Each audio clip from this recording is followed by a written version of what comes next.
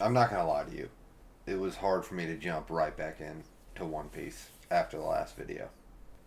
I needed some time to recuperate, which is good because this is what this volume is about.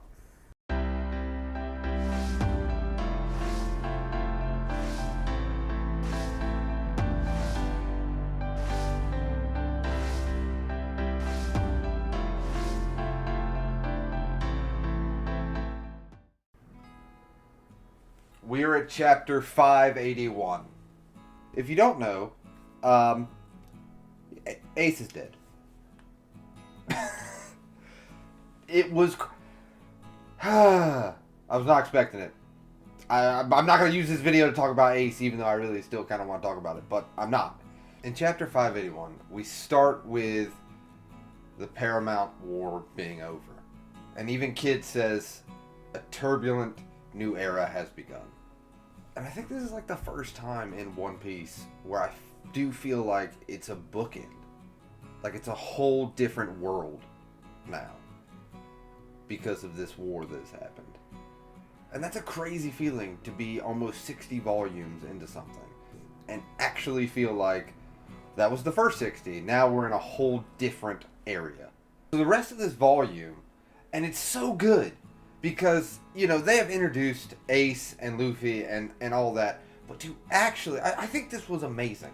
Like, to actually give a backstory after a character has died. It was just so well done. So Luffy is taken to Amazon Lily, the island of the women, to kind of recuperate by Boa and all them. And he wakes up and he screams. It's such a good scene because we as readers have gone through this with Luffy and he just lets it out. Because he can't believe it either. Like us as readers, we couldn't believe it. But he really is having a tough time accepting it. And the way Oda uses this moment to say the whole backstory of Ace and Luffy and Sabo. We'll get to him. I have a theory about him, but we'll get to him a little later on. But yeah, to use this moment to be like, okay, well, you've met this character, you've watched this character die. Let me tell you about this character. It was so cool. I really was not expecting the rest of this volume to be a flashback volume, but it worked really well. Again, I should really just start trusting Oda in doing these things, but I'm hard-headed. But once again, Oda surprised me. I know you guys are getting like, he surprised you again. He did surprise me again. I'm sorry. But yeah, let's talk about Ace and Luffy. So Luffy is brought to this island that Ace is at by Garp to basically become, he says, you're going to become the strongest Navy men there can be. And they are left in the care of Curly Dan? Dan? Probably Dadan, I imagine. And we are quickly introduced to, like, Luffy is the annoying... Did you ever have... Like, I didn't, because I am the youngest, but I had a cousin that was younger than me. You always have that younger brother or younger sister. You're like, they're so annoying. But they just want to be around you. That is absolutely Ace and Luffy's relationship. And it plays so well. Because it's just like, Luffy's like, wait for me. Anytime Ace goes anywhere, Luffy's like, I also want to come. He's getting in the way. And Ace doesn't really want him around. Or does he? Because, like, one of my favorite parts of the rest of this volume, excluding what I did in the last video, Luffy gets kidnapped. So Ace has robbed the Blue Jam pirates, him and Sabo, right? And it's actually kind of a funny part because Luffy's such a terrible liar. The Blue Jam pirates hear them arguing. Because Ace's like, oh, we gotta kill Luffy. Luffy's like, oh, no, you don't. They hear him, he gets taken, and he's like, they ask him, do you know where this stuff is? He's like, no, I do not. Oh, man. That was a really good moment. But this is when we get to see Ace and Luffy's relationship at its best. Because when Luffy gets kidnapped, Ace goes and rescues him. He doesn't really want to, but he does want to. And even Sabo's like, you got a bad habit. When you should run away from pirates, you should run away. But then you realize why he doesn't. But towards the end of this volume, we get to see why Luffy, Ace, and even Sabo are so close. Because Luffy just blurts it out. I have nobody. And Ace, whether he wants to admit it or not, he'll never admit it to Luffy. But he doesn't have anybody either. And that is why they mean so much to each other. Because at a time in their life where they didn't have anybody, they had each other. And I just think that's such a great moment. Especially to have after a character has already died. You don't see a lot of creators do a story where they said, we're going to tell you their backstory after you've already witnessed their life and death. It was so well done. Yeah, that's where we end at this volume, is Sabo, Luffy, and Ace are on this island as children, kind of just becoming friends, or becoming brothers, as they like to say. I don't know, I can definitely tell, and it makes sense, because such a big thing happened in the middle of this volume, that this back volume definitely seemed like, let's have a calming story about brothers. Because it's hard to top what happened in the Paramount War. Like, I totally get it. And I kind of needed this. Like, I didn't really want to go straight into, let's do something crazy again. We already had a really crazy moment. Let's take a moment to decompress. And I feel like that's what this volume, towards the end of it, was definitely getting to. But after forcing myself back into the world of One Piece, after that heartbreak, I'm happy to say I cannot wait for volume 60. Crazy we have read 60 volumes of One Piece, but here we are. But yeah, let's go to volume 60. Volume 60. Okay. We are still with Luffy, Ace, and Sabo when they were kids. And the first chapter of this volume is so good. So in this first chapter, Luffy and Sabo and Ace are kind of, just child shenanigans, stealing, as you do as a child. But this is the scene that I think solidifies Ace and Luffy and Sabo, even though we were just introduced to him, their relationship. Ace steals Dan's bottle and he puts them in 3 different cups. And he goes, you know about this? It's said that if you share this, you are brothers now. So they all say, yeah, we're brothers. And then we are treated to like this montage of them kind of on the island, causing ruckus, growing closer as brothers. But then something happens that, even though we're just introduced to Sabo in the last volume, it makes you feel for him. So come to find out, Sabo is basically the son of a wealthy individual of this town. And Ace and Luffy and Sabo have been kind of running amok in this town, kind of stealing, and his father's finally like, give me back my son. Luffy, Ace, you peasants! I want my son back. Sabo doesn't want to go with them, but they threaten violence against Luffy and Ace, and he goes, for my brothers, I'll go. And Ace and Luffy are kind of watching on as he is taken to a place he doesn't want to be, a place that he ran away from. And that's what I really like about this character that we were just introduced to. Sabo seems like a character that ran away from like this rich, posh lifestyle. Because it's not what he wanted. That's not who he was. He wants to be a pirate. He wants to set sail. And they've even had conversations like they all want to be captains. But it's one of those moments that even at a young age, he made this decision for his friends, brothers, the people that he cares about. I'm going to do this because I don't want you guys to get hurt. And it makes you really like this character that was just introduced. So with Sabo back with the aristocrats, Luffy and Ace kind of get asked to do a job for these pirates. But come to find out, it was kind of all a ruse by the aristocrats and everything to burn Trash Mountain, I think it was. So Ace and Luffy are tied up and they're kind of running away from this fire, and then it cuts to Sabo, who runs into Dragon. And here's where my theory comes into play that I said earlier in this video. So Sabo has run into Dragon, and Dragon kind of sees him, and Sabo says, I don't want to be an aristocrat. So that gives them like a relationship. You're going to have to follow me for a few minutes for me to get to my theory, but I think I'm right. But that is piece 1. So Luffy and Ace are injured and all that. And then it cuts to Sabo kind of sitting in his aristocratic establishment and is writing this letter, basically, saying that he'll never be free if he's like this, and there's a big ceremony coming, and he takes a ship. That is piece 2 of this. I'm telling you, I think I'm right. But again, you know how right I was about Ace. My track record's not great, but I think I am right about this. So then people kind of see like, hey, what is that, a sailboat? Oh, there's a kid on there. And he runs up against this pirate ship and gets shot on, gets cannons fired on it. And we see Sabo's hat and kind of the ship go down. I don't think Sabo's dead. That's my grand theory. I really don't think he is dead. I think he's going to be with Dragon. I know what you're asking yourself. You have really made a leap here. I have.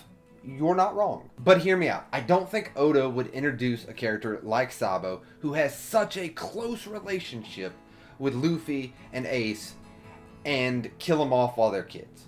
Again, I know what you're thinking. I have said similar things about Ace, and we see how that worked out. I get it.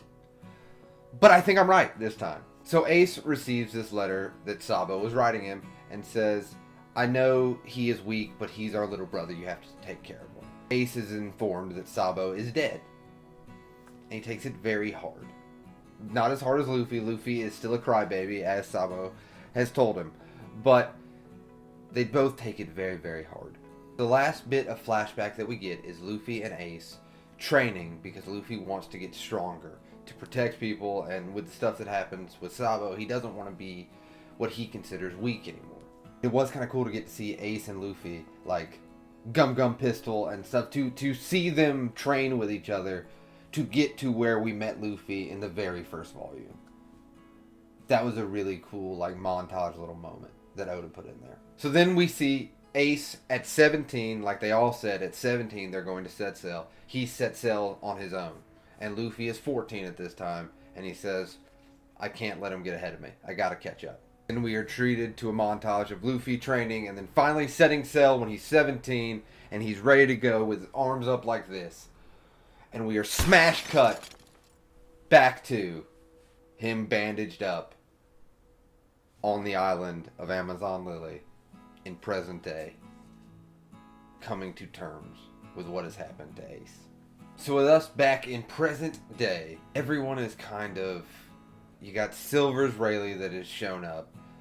Jinbei. Everyone's kind of with Luffy saying you have to want to continue. You have to want to keep moving forward. Jinbei finally helps Luffy realize that he still has his crew. And that's when Luffy decides, this isn't it for me. And it's such... Oh! I think Luffy is a completely different character now. Like, I think Luffy has not accepted, but dealt with Ace the best way he can at this moment. And when I say he's a different character, I think he's just more focused than he's ever been on revenge. Like, I know that's a crazy thing, because Luffy has been such carefree, but I think we're going to start seeing a different Luffy. And I figured that was what's going to happen when something this crazy has happened to somebody. Not that his whole character has changed. I don't think that. I think we've never seen Luffy like this before. And it's very exciting. And another exciting thing is we finally get to see what the Straw Hats have been up to. Usopp got fat. He has really let himself go in the last little bit. Usopp. But I will read this because it was hard for me to kind of remember all the names of the islands. Usopp is on Bowen Island. Chopper is on Treasure Island, trying to get off of it and get back to Luffy. Nico Robin is on Tequila Wolf. Frankie is at Baldmore. Brook is on Lazy Bone. Zoro is on Groom Island with Perona. And Sanji is with Ivankov. Yeah, I just really liked seeing where all the Straw Hats were, because what I didn't realize, I mean, I did realize, but what I really enjoyed about it is they all realized as well is they heard about what happened with Luffy, and their first instinct is, I have to get to my friend. Like, they are the friends we wish we had. You know, they're like, he's been suffering by himself, I have to get to him. He has to know that I care, that I want to help him. He's been suffering alone. Makes you want to be a part of the Straw Hats. Like, I really liked finally getting to know where the Straw Hats were. I think Sanji and Ivankov could be super interesting. And Zoro and Perona, also very interesting. But then we figure out, because when we are introduced to all that, everyone's kind of reading, like they're like, hey, have you seen the newspaper? And this is what I meant with Luffy being different. when we finally see the newspaper. Like, Dragon's seen it, Smoker's seen it, everybody's seen it. And they're just like, even like Kid and all that, everyone has seen it. They're like, oh, this guy's kind of in a league of his own. Luffy and Silvers went back to Marineford when they were rebuilding it. And Luffy rang the bell 16 times. Why this is important, because Killer tells Kid this. It is a tradition that the Ox Bell is rang 16 times. 8 to give thanks for the past year, and 8 to give like hope for the new year. And the Marines and everybody are saying this is a direct challenge to authority, because Luffy, oh, it's so good. Luffy rings the bell 16 times, observes a moment of silence, and lets the newspapers click a photo of him. That's what I'm saying. Luffy is a new character, because instead of just reacting to a bunch of things, because in the last 60 volumes of One Piece, Luffy is a reactive character. This is the first time that he is actively doing something. He went here, rang the bell, basically looked at the Marines and said, I'm coming. And it was to send a signal to his Straw Hats, meet the rendezvous point. It's time. Oh, I'm getting chills, man. Oh, I'm getting chills. Like, it was so good, and it was such a great way to end this volume. To show that Luffy is not backing down. And when Dragon and Smoker and all them say, they're like, this kid. This kid. Oh. I do think these last volume and a half has been like a calm and kind of setting up what's coming. And I think with the 16 bell rings, it's been very calm, but I think it's about to get really, really exciting. And I cannot wait. So let's get to volume 61. Volume 61 of One Piece. I read to chapter 598, which says 2 years later, which I'm guessing is at the time skip. So that's where we're at right now. Because I thought it was a good ending point. Even Oda, in this volume, he's never done it. He must have taken a break after 14 years of writing One Piece. There's a little part where he said, I went to Hawaii. Good for you, man. Like, you've been doing this story. Take a break. I think he took a month break. So these 3 chapters are pretty much setting up all of the Straw Hats training in their respective islands. So you have like Zoro with Mihawk. You have Sanji with Ivankov. Nami. All of them are kind of... They get Luffy's message, which is not revealed what the message actually was until Zoro, which is like the final chapter before the break. They all get the message like, we understand. And they all stay at their respective islands to basically train, to be able to help Luffy achieve his dream of becoming the king of the pirates. That's the one thing that I really enjoyed and I really liked is, this is one of the times where the Straw Hats are like, Luffy is going to be king of the pirates. What can I do? He was alone when this tragedy happened. What can I do to help him become the king of the pirates? And I did like how throughout the chapters, it kind of did the flashback of when Luffy met each Straw Hat as they were talking about him. It was a really fun way to do that. But yeah, I had no idea what the message was. I was like, what are they reading in this news article? To where, you know, oh, Luffy, he's sending us a message. Like, what's the message? But then Zoro clued us in. And it was a very clever thing for Luffy to do. That's what I'm saying. Luffy has changed. So what he did was cross out the 3D and put 2Y. Which meant, instead of meeting in the archipelago in 3 days, we're meeting in 2 years. And he was sending a message to his crew, I'll see you there, train up. I really love how all the Straw Hats, when they saw the message, said, yes, Captain. Like, he is their captain. I don't know, it was a really small moment, but I think it built their relationship as a crew. And I really enjoyed it. I think it's going to be super fun. Zoro and Mihawk training, I think that's going to be real fun. I think Ivankov and Sanji are going to be real fun. The others, like, it's going to be cool, but those are the 2 that I was like, oh, I bet. Like, that's such a cool dynamic for those 2 guys to have with their 2 instructors. And then we even have Luffy's big training with Silvers and Hawkeye. Hawkeye? Hockey? I'm going to say hockey. That's probably right. Right? And it's the colors of observation, the colors of arms, and the colors of the Supreme King. which I couldn't remember exactly, but we've seen him use it. I think it was to rescue Ace. I believe that's what they were talking about. Yeah, that got me really excited, because especially with Oda, like, after this chapter, he did a little paragraph page of, like, taking a break, because it does feel like introducing something like this has introduced a whole new concept to the world of One Piece. Like, the end of this arc actually does feel like we're being brought into, like, a new world of One Piece. I mean, yeah, no, yeah, I get that. It's all coming together now. Yeah, we end this chapter with Luffy putting his hat on the rock and the piece of life paper in, like, the banding. I have a guess. We'll see if I'm right. It would be cool if it's 2 years later and Oda begins the next chapter with Luffy picking up the hat and putting it on, having it been 2 years later. That would be a cool scene. I hope that happens. I don't know. I feel like the stuff after Ace and Whitebeard, reasonably so, because that was huge.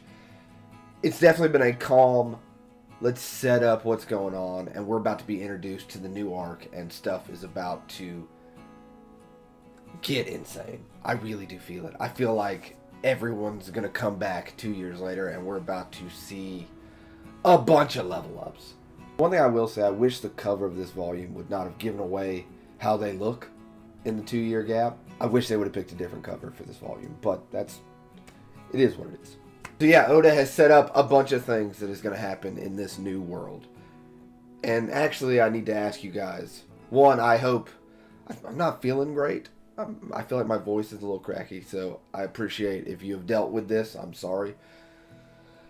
And two, the rest of these volumes say New World. So, like, in the comments below, if you could give me, like, a chapter breakdown, what's a good, like, stopping point per video coming up, that would be very helpful. Yeah, not as emotional and exciting as the last video, which is good, because I don't know if I could have actually handled that, to be completely honest with you. I'm so excited to see what Oda dreams up, especially now that I know he had a month break to kind of come up with this new arc story. I feel like it's about to get really, really good. Yeah, as always, if you have made it to the end of this video, I really, really appreciate you. Thank you so much for watching the videos and being so cool in the comments and enjoying my journey through One Piece. It is so much fun to do these videos. Yeah, I cannot believe it, but we are on volume 61 of One Piece. That's crazy. But yeah, thank you for watching, and I'll see you next time.